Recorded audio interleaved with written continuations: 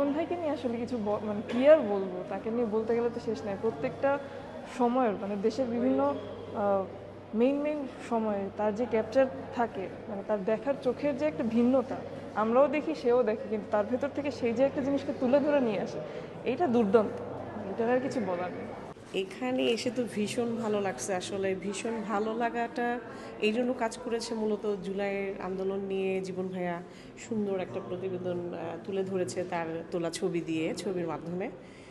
যদিও আসলে সবগুলো ছবি এতটুকু একটা জায়গায় সম্ভব না, সমস্ত জুলাইয়ের আন্দোলনের এগুলো আসলে এখানে কাভার করা পসিবল না।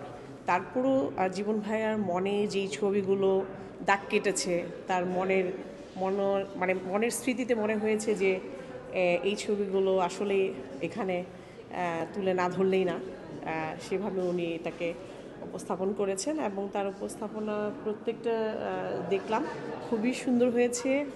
এবং আমাদের এটা আসলে ভুলবার না, হ্যাঁ, জুলাই এটা ভুলবার না।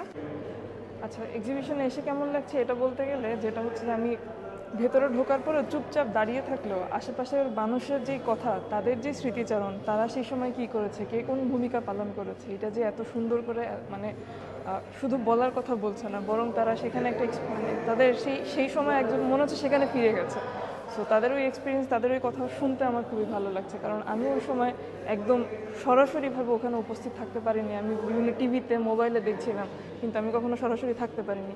এখানে ছবিগুলো দেখে যেমন একটা নিজেকে নাড়া দিচ্ছে, তাদের কথা শুনে আমার কাছে মনে হচ্ছে যে আমি যেন আবার সেখানে, মানে সেই জায়গাগুলো যেন দেখতে পাচ্ছি। সো এটা খুবই ভালো লাগছে।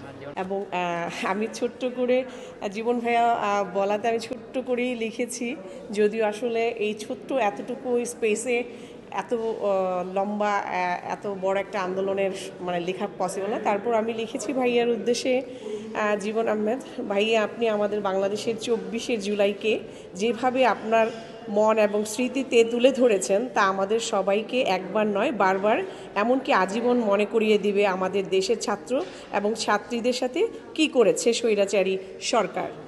হ্যাঁ, স্বৈরাচারী সরকার। আমরা সবাই সামনে এমন অনেক আরও ভালো কাজ দেখতে চাই আপনার, যা দেখে আমরা এবং আমাদের দেশের সন্তানরা কিছু হলেও শিখবে এবং জানবে।